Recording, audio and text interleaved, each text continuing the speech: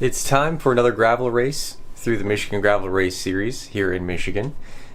We're headed up to the Divide, which is in Manton, Michigan. 34 miles, a little bit more elevation than I'm used to, but I'm actually hoping that that's a plus for me. The Cowpie Classic was back in June. It is now the end of July, so a lot has happened, and to talk about that a little bit more, we'll look at training through Strava. Now, you'll see earlier in the year I was doing 30-ish hours a month, which isn't a lot, but it is a lot for what I can fit into my day-to-day life. April, I had an Achilles tendon issue. I had a race here, made it worse, took some time off, came back in May, and I really started putting in an effort.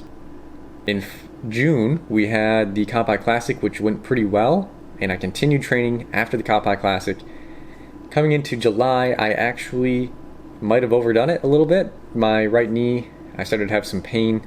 It seems to have just been from overuse. I am just now recovering from that. I can go on a ride and come back and not have pain, which is excellent, but it does mean that the last couple of weeks have been light on the training and that this month overall will be down in training hours. Here's a look at the course for the Divide. The distance is 32.92 miles according to Strava. We've got 2,500 feet of elevation gain, and if we look at the elevation map down here, it's pretty intimidating. It's pretty jagged. I'll probably make a note of this last little kicker here at 31.6 miles, and if I am in a group, maybe I can attack there and try to solo my way back in just to get a few more spots. Kind of hard to see, but everything's packed in here. Pretty much loaded up. Almost good to go.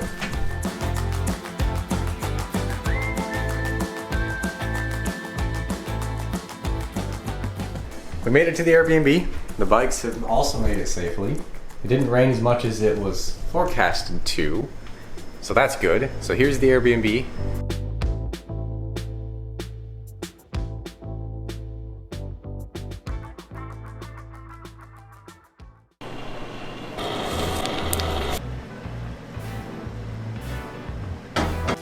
So I totally messed up the recording, but there was a cat and I pet it.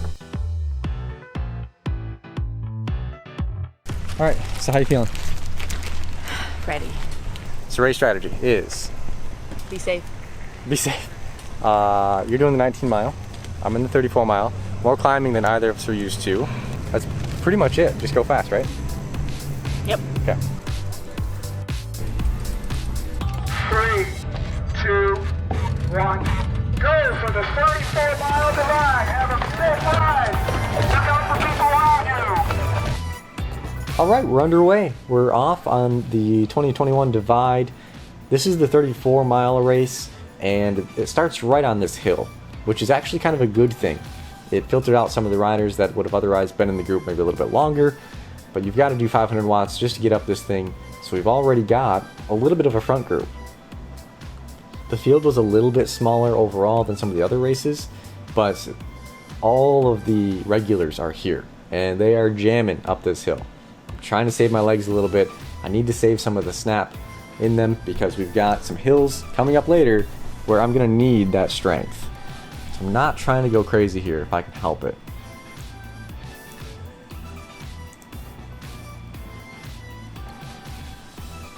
We're on pavement, so the draft is good.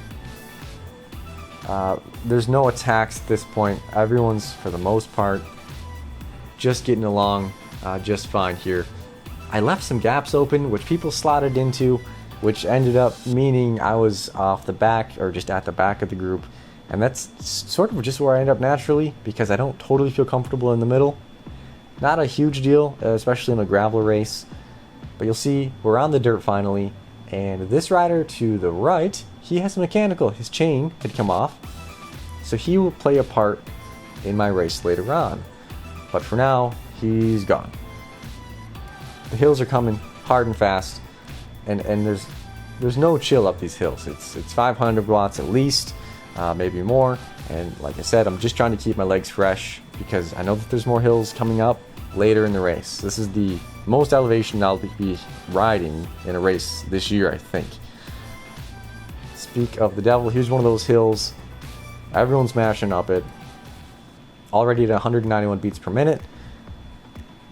And I'm seeing that group get away from me a little bit here, and I don't want this to be the moment where I have separation and I end up soloing from 4 miles the rest of the race. It's the last thing I want, so I do bump up to 600 watts. I don't know that, I just know I'm trying hard. And I end up at my peak heart rate, which is 196. We get into the 2-track or the seasonal road, and I need a little bit more room from the people in front of me because I don't know what's coming up next. There's some holes, there's water bottles popping out of people's water bottle cages, and then right here on the inside of this turn, this is my first taste of sand. I have to scrub some speed, get a little wobble there. GoPro does such a good job of not showing that.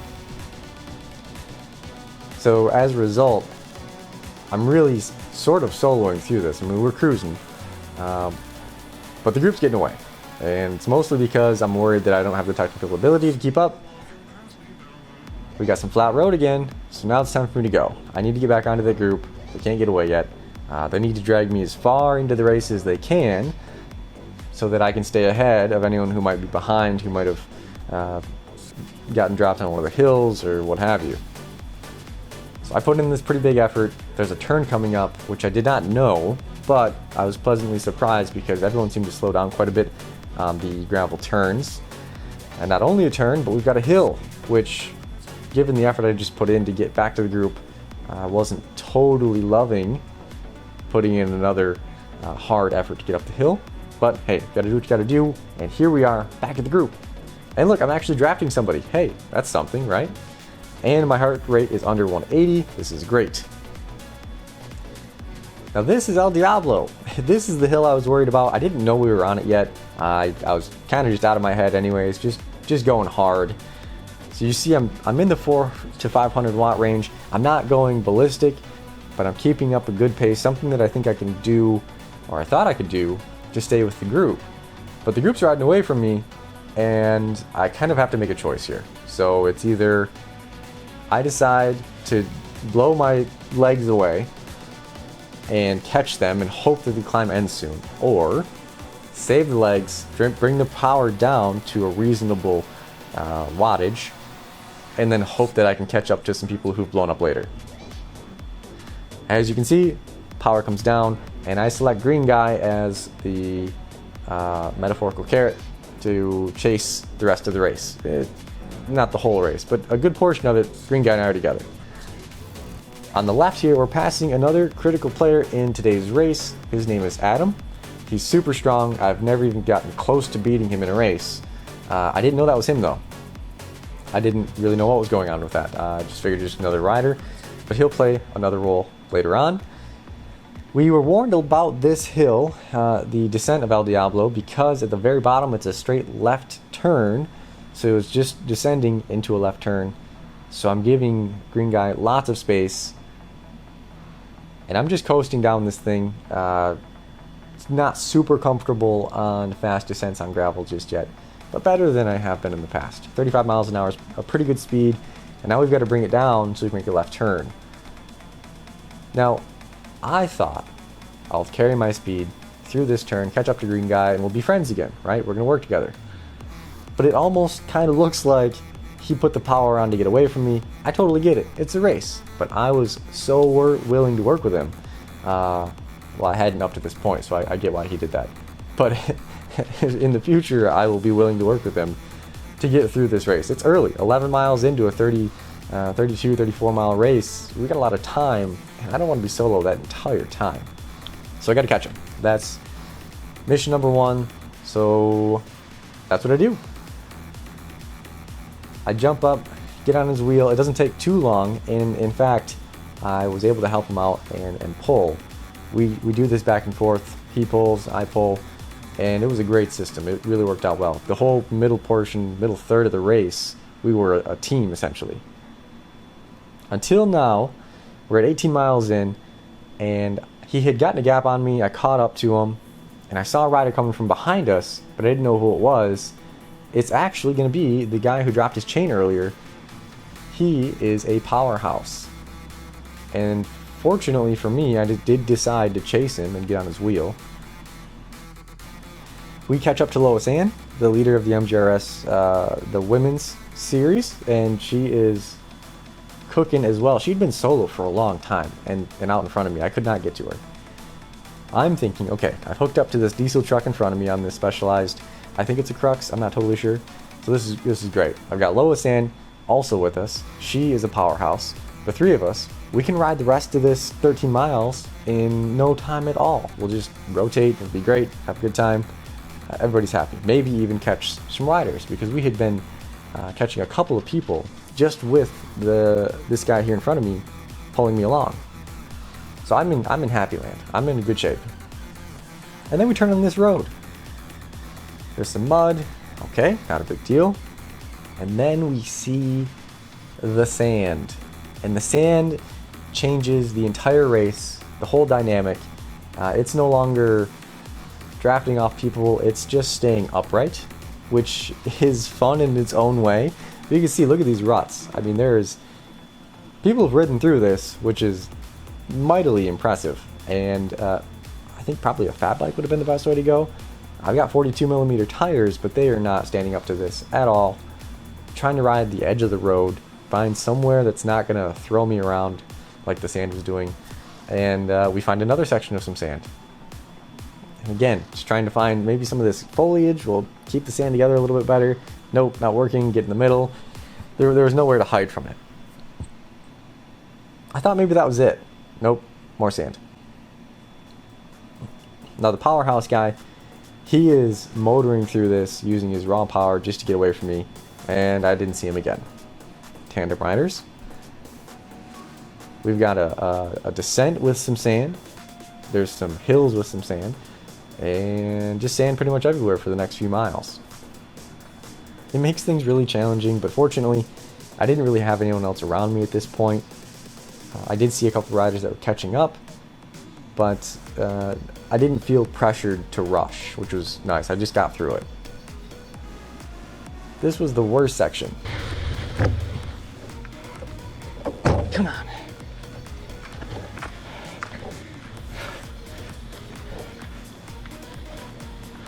I wore road shoes. That was smart. Perfectly good gravel shoes at the house. I did wear road shoes because they are necessary for the power pedals that I was using. So, you know, hindsight, blah, blah, blah, would it be worth it? I like the data more, I guess, than having the gravel shoes. But at the time, I wanted something I could walk in. So, anyways, I mashed my way up this hill, find some more sand, and climb some more sand hills. And we end up here with Adam just blowing my doors off. Totally surprised me. I didn't think there's anyone around me. And he comes flying by me. He ends up in some of the sticky sand on the right side, but my lead will not last for long. He will blow by me again, and I don't actually know if I'm racing against him in my age category, if he's in the MGRS, or anything like that at this point. But all I know is I need to get through this upright and without falling or crashing. And you'll see Adam come by me again right there. He cooks through. That was really the only lane to go through, so he let me know he's going to come through there. And now I can see he's technically better than me. He's got a cross bike with 33mm tires, and he's doing this well in this stuff. So I definitely am going to follow his wheel, or at least his line. And you'll see here, I am doing 400 watts, and I'm not moving forward. My pedal's crammed full of sand. I can't unclip to walk, and I'm going to taste some of this dirt. There we go. Nice. I still can't unclip. That took a second. And I'm just trying to rush to get up, start walking, just move forward so I can think about what's happening. I'm checking my pockets, making sure I got everything, didn't lose my bottles. And I see a sturdy patch of dirt to set the bike up, and we get rolling again. I'm really looking forward to a flat section of road at this point. I know it's coming up. I know it's somewhere up here where there's a pavement or something, but it's just not here yet. I'm following this guy through this 2-track, and I see that there's a really rocky hill coming up, and I know that both of us are going to have some trouble with that. And unfortunately, my GoPro does die after this, but I've got some other footage to show the end of the race. Adam and I end up in the same place here later on in this race, and we play games for the last couple of miles. I had cramped up, he had had some cramps. So anyways, we ended up at the same place and ended up sprinting for the finish. So here's just before the finish, a shot of that. And then at the finish, I had gotten him by that point. And here's some video of that. Rolling through. Ultimately, the race went pretty well. I was in 19th. My girlfriend did great too. She got 3rd overall out of her race. I was 3rd in my age category. After the race, it was the hardest race I've ever done because there was sand. And if you look at these tires, 42 millimeter, 38 millimeter, we were not ready for sand. We were not ready for sand. But both got to stand on the podium logs, so it was a good day.